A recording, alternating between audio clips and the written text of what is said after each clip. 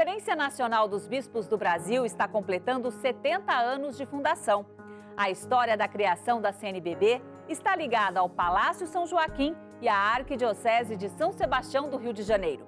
Acompanhe agora um pouco mais dessa história que marcou a vida da Igreja no Brasil.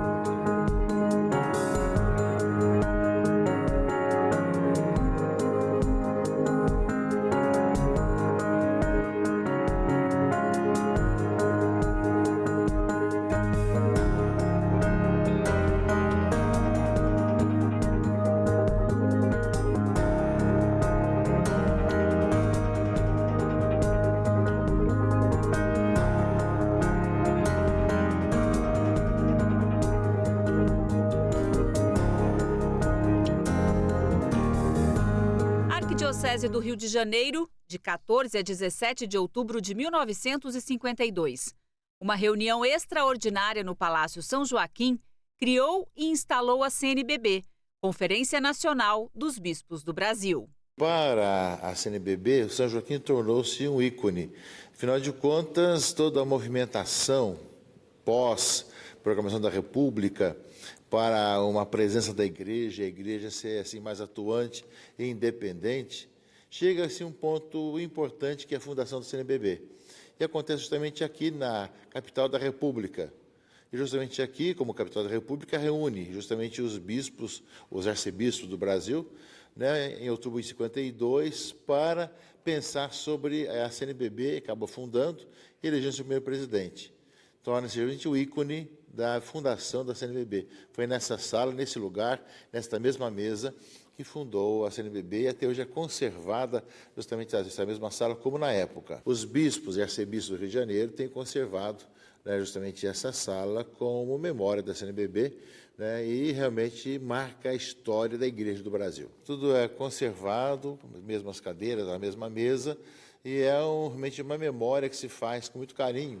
Quando vemos hoje a Conferência Episcopal reunida, né, nas suas Assembleias Gerais anuais, né, vemos ali agora em Aparecida, principalmente, isso se torna mais nítido, né, uma imensidão de bispos, né, e todos ali com o propósito de debater a caminhada da Igreja no Brasil, né, procurar soluções, etc.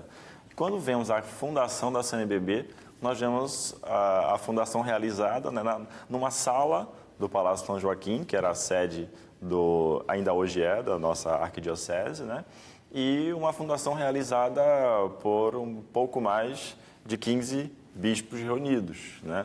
Então pensamos assim, o porquê? Parece que não havia adesão do episcopado, né? Não é nada disso, né? É apenas pelo fato de que inicialmente, muito inicialmente, ou seja, no ato de fundação, né, a Conferência Episcopal era composta pelos arcebispos metropolitanos, enquanto cabeças das suas respectivas províncias eclesiásticas, né, que à época eram cerca de 20 províncias eclesiásticas e, consequentemente, 20 arcebispos metropolitanos, e dentre estes, os 2 cardeais da época, né? Então, por isso que o ato de fundação da CNBB, né, conta com esse número aí de, se não me falha a memória, 18 bispos que participam e assinam a ata de fundação da CNBB, né? Depois, já no ano seguinte, né, isso se vai ampliando, se abre para a presença de outros bispos do Brasil enquanto convidados. Estes têm voz e assento na Assembleia, né, mas não têm direito a voto.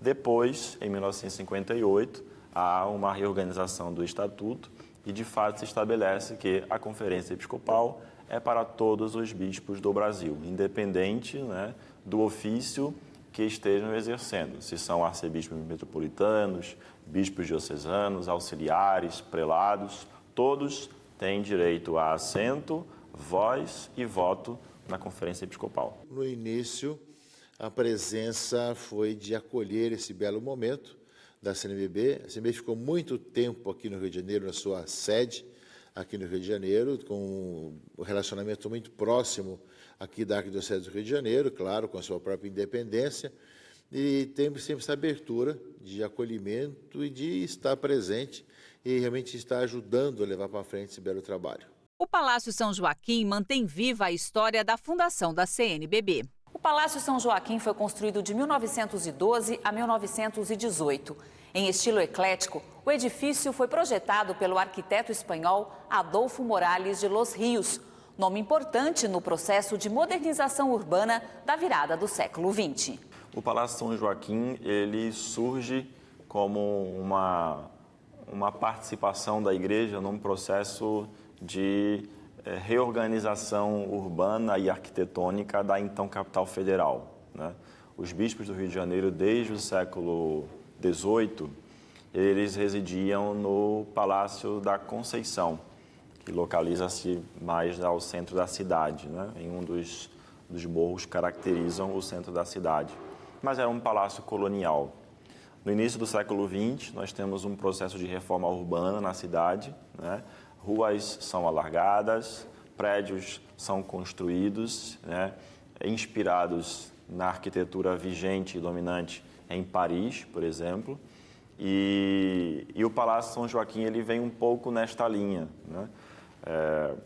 O Palácio da Conceição é passado à frente, através de uma negociação com o poder público, e com a indenização recebida, se então, depois de receber também o terreno aqui no bairro da Glória, se inicia a construção do Palácio São Joaquim, né, em estilo eclético, né, e ao modo dos demais prédios, digamos, tanto institucionais, né, quanto de outra natureza, que marcavam o centro do Rio de Janeiro, né. Para a igreja, que o estilo de igreja que vigorava, né, ainda no início do século XX, né, ter um prédio que pudesse refletir a sua presença institucional em meio à sociedade era muito significativo. Então, essa iniciativa do cardeal Arcoverde, né, de ter uma outra residência para a arquidiocese, enfim, para o arcebispo do Rio de Janeiro, vai um pouco nessa linha, né? O Rio acompanhar os novos tempos que surgiam. O Palácio São Joaquim foi construído para ser residência episcopal. O primeiro a morar aqui foi o cardeal arcebispo do Rio de Janeiro, Dom Joaquim Arcoverde de Albuquerque Cavalcante. Mas, além de residência episcopal, o palácio também foi palco de momentos históricos, como a fundação da Conferência Nacional dos Bispos do Brasil em 1952. Aqui também foi palco, digamos, né, de outros acontecimentos significativos, né? Decisões eram tomadas aqui que respaldavam, inclusive, na ação da igreja em nível nacional. Eu recordo, por exemplo, a atuação do cardeal Leme na Revolução de 1930, né, quando ele recebe aqui alguns representantes políticos que vão interceder, né, para uma atuação dele junto ao presidente Washington Luiz, né, e ele daqui, então, se desloca até o Palácio Guanabara para acompanhar o presidente Washington Luiz na sua deposição. Então, como sendo a arquidiocese da então capital federal até 1960, né, este palácio, que é a sua sede, também é palco de acontecimentos marcantes, como esse, por exemplo, que acabei de citar. Dom Helder Câmara foi um dos protagonistas na fundação da CNBB. Ainda como padre, ele articulou, junto à Santa Sé, a criação da Conferência Brasileira. O Dom Helder chegou ao Rio, na época de Dom Jaime, e trouxe, gente, muitas ideias, muitas presenças, frente na questão social, deixou heranças importantes aqui no Rio de Janeiro, né, como o Banco da Providência, por exemplo, que até hoje existe, e alguns outros aspectos muito marcantes. E tinha justamente esse ideal de poder realmente fazer da Igreja do Brasil também dar esse passo da Conferência Episcopal, com a ligação com o futuro Paulo VI, né, justamente o cardeal Montini, trouxe toda essa possibilidade, e aqui realmente ele acolheu e aqui ele suscitou essa possibilidade, foi o secretário-geral da CNBB logo no começo, e enquanto esteve no Rio de Janeiro, teve uma bela atuação.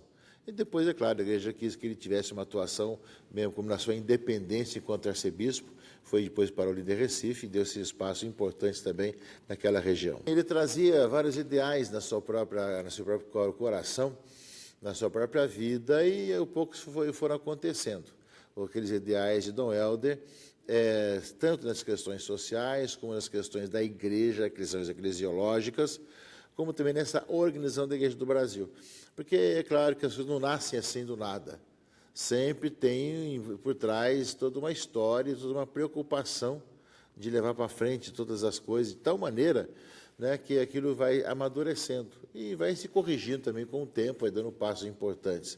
Então, aquilo que foi acalentado, né, pelo jovem padre, depois jovem bispo, está dando fruto até hoje. O padre Helder Câmara é natural do Ceará, né? Tinha feito a sua formação no seminário de Fortaleza. Na década de 30, ele vem para o Rio de Janeiro, porque lá no Ceará ainda ele tinha se engajado em trabalhos na Secretaria de Educação local. Depois ele é transferido para um engajamento aqui no Ministério da Educação, no Rio de Janeiro. E através desse envolvimento na área da educação, ele desenvolve uma atuação muito forte junto à juventude católica brasileira, né, o setor, digamos, juventude da ação católica brasileira. Então, essa atuação é muito marcante na década de 40, né? No ano de 1946, 47, né, ele assume o posto de assistente eclesiástico da ação católica brasileira e, a partir daí, ele desenvolve toda uma atuação junto ao laicato que vai, por sua vez, né, fazê-lo ter uma aproximação muito grande com o episcopado, né? Isso faz com que ele possa, através dessa aproximação, formar uma rede de diálogo, né?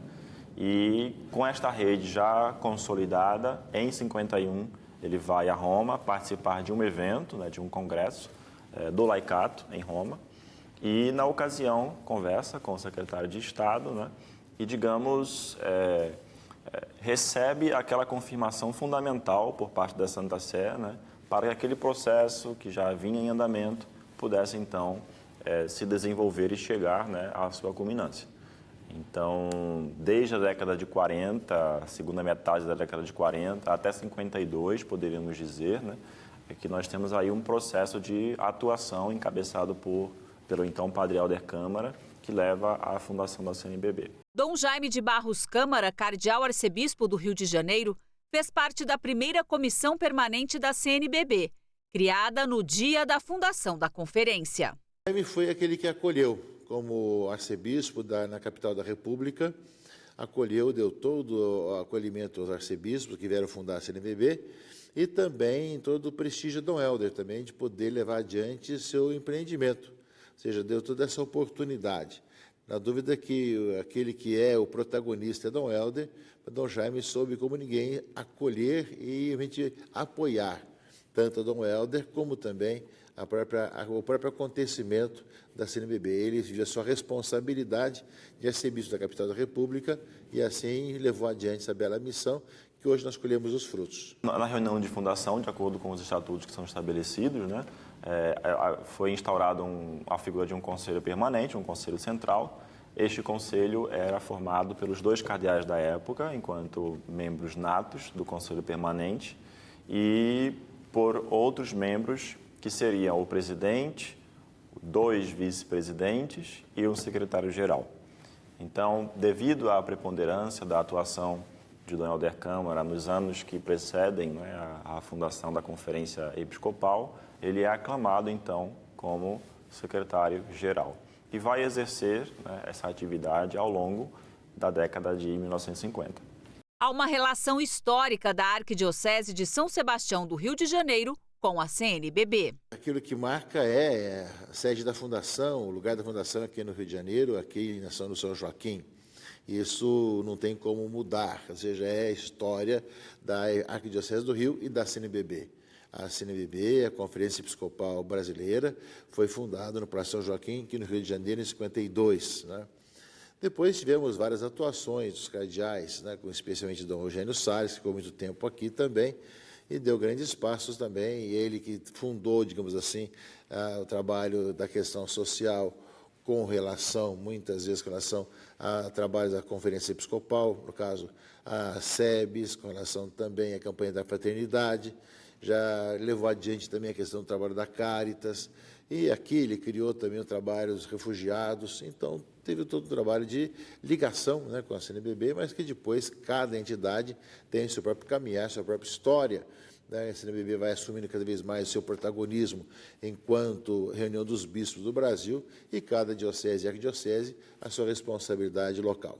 A sede da CNBB permanece no Rio de Janeiro até ser transferida para Brasília, a nova capital do país. O prédio da sede da conferência foi construído em Brasília em 1973, inaugurado em 15 de novembro de 1977. Hoje, totalmente remodelado, o prédio da sede da CNBB é moderno, preservando as linhas arquitetônicas de sua construção nos anos 70. Desde sua fundação em 1952, a Conferência Brasileira é pautada pela evangelização e pelo trabalho de agregar o episcopado do país. De poder justamente agregar os bispos, de poder representar os bispos do Brasil diante das várias autoridades, de preocupar com algumas questões próprias e comuns da pastoral, depois, mais tarde, quando chega o momento também das decisões litúrgicas, que supõem que os bispos tenham uma conclusão, é aquela que agrega essas conclusões, e, ao mesmo tempo, de poder levar para frente todo um trabalho de missão e de evangelização. Os bispos, no começo, né, quando não tinha CNBB, na época de Dom Lêmio, por exemplo, o Rio de Janeiro assumia certas responsabilidades e certas missões de cunho nacional, né? Mas, evidentemente, que não era essa a missão de uma arquidiocese, né? Então, foi necessário criar a CNBB, fundar a CNBB para representar os bispos. E, nesse aspecto, de diálogo com a política, aquilo que, no passado, o Rio exercia, porque a capital estava aqui, o presidente da República também estava aqui, né, passou para a CNBB ter essa missão em nome dos bispos, mesmo porque cresceu o número de bispos, dioceses, cresceu o número de situações novas e era necessário que tivesse um diálogo e esse contexto do diálogo a CNBB passa a assumir não mais uma arquidiocese, não mais uma diocese, mas sim a própria CNBB.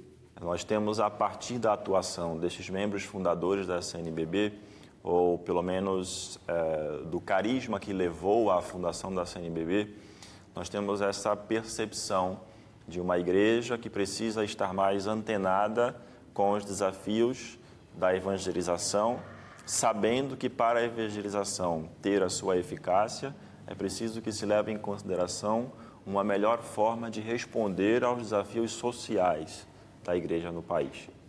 Essa é a tônica marcante da CNBB, que vai mudando um pouco de tempos em tempos, né? Temos uma presença social mais moderada na década de 50, essa presença vai se tornar mais combativa e de enfrentamento entre as décadas de 60 e 70, por conta da vigência do regime militar, né? Uma crítica muito exacerbada ao capitalismo selvagem, né? Ao autoritarismo que teve os seus rompantes nesse período, mas, embora ela possa ter a sua tônica variável ao longo do tempo, né, esta presença do episcopado, que procura estar junto aos desafios e vicissitudes da sociedade brasileira, é marcante para a CNBB e isso, certamente, nós devemos, ou melhor, nós temos como um legado, né, recebido destes membros fundadores, e aqui eu faço um acento ao próprio Dom Helder Câmara. Dom Orani destaca os cuidados que o episcopado precisa observar para a unidade eclesial, mesmo com uma conferência episcopal com 19 regionais. Que cada um possa trabalhar dentro da sua realidade, né? Cada diocese tem sua própria realidade e sua própria história. É claro que cada um vai viver de acordo com o lugar onde está pisando, onde está vivendo. E são realidades diferentes, né, de cada lugar do Brasil. Né? E, ao mesmo tempo, existe algo comum, que temos opiniões comuns, situações comuns, que nós concordamos, além da fraternidade que nos une, além de estarmos juntos, existem algumas decisões comuns, que são comuns a todos nós, mas depois a realidade de cada um vai se diversificando conforme a necessidade. Eu creio que há uma diversidade, e essa diversidade tem que ser respeitada. O que tem de decisões para o norte uma coisa, para o nordeste outra, para o centro-oeste outra, para o sul, sudeste, enfim, são tantas situações. E mesmo na própria diocese, ou seja, que nós temos quantas realidades diferentes nós temos aqui no caso vicariatos, temos foranias, paróquias têm regiões, ou seja, essa preocupação de uma unidade na diversidade, na pluriformidade, ou seja, de podermos falar a língua e a realidade de cada situação, porém numa unidade pastoral, numa unidade de preocupação da doutrinal, de comunhão, de unidade, enfim, é aquilo que faz parte um pouco daquilo que a igreja é. Na unidade e na diversidade. A vida humana e a vida eclesiástica, a vida eclesial, não é a mesma, ou seja, há uma variedade muito grande de situações, de realidades, tanto de localização, como de histórias, como também de pessoas, de personalidades. O importante é que nós saibamos nos amar e nos respeitar na diversidade e trabalhar junto naquilo que nos une. O cardeal arcebispo do Rio de Janeiro enfatiza que o católico batizado pode conhecer melhor a missão da CNBB. Nós temos hoje informações digitais pelo site, pelo Facebook e outro, Instagram, tudo mais, de poder conhecer o que realmente pensa a CNBB, quais são os seus documentos, por que tem aquele documento, né? E ao mesmo tempo na sua própria diocese, com aquilo que a diocese vai emitindo de documentos de unidade com a CNBB também. Eu creio que deve fazer parte do católico de conhecer a própria Igreja do Brasil e dar passos muito concretos de comunhão e de unidade. Para Dom Orani, a CNBB sempre acompanha os acontecimentos da sociedade brasileira, inclusive com a realização de campanhas. A CNBB, nas várias campanhas, tanto de evangelização como sociais, ela agrega as várias necessidades, né? Ela vai fazendo que tomemos consciência de várias necessidades e vai chamando a atenção para alguns aspectos que cada diocese vai colocando em prática conforme a sua realidade, mas no caso da campanha da paternidade, por exemplo, vai, digamos assim, levando adiante e também com uma certa coleta que ajuda, digamos assim, vários projetos nacionais, ou melhor, locais que a CNBB vai julgar como ajudar, né? Ou seja, mostra um pouco essa realidade que vai chamando e vai nos abrindo os olhos, como também a Semana Social também, que traz realidades que, conforme a realidade de cada lugar, vai se aprofundando. São situações que suscitam discussões e, ao mesmo tempo, nos suscitam aprofundamentos. Hoje, 70 anos após sua criação, a CNBB oferece às dioceses e aos organismos eclesiais no Brasil orientações para responder os desafios e manter a unidade na ação evangelizadora. O planejamento pastoral e a opção preferencial pelos pobres são marcas deixadas pelos fundadores da conferência e mantidas na sua atuação até hoje. Que nós continuemos unidos na mesma fé, no mesmo batismo, nas mesmas preocupações de evangelização, de missão, de levar as pessoas ao encontro com Jesus Cristo, ao mesmo tempo que ajudemos o mundo a ser melhor, através da presença, mais justo, mais humano, mais fraterno, e que o nosso testemunho de nós bispos, né, unidos na mesma fé, possa cada vez mais contagiar também para que a igreja seja unida, né, e que nos momentos mais difíceis, com mais perseguição, vamos estar unidos na mesma fé e, ao mesmo tempo, testemunhando que nos une a Jesus Cristo, nosso Senhor.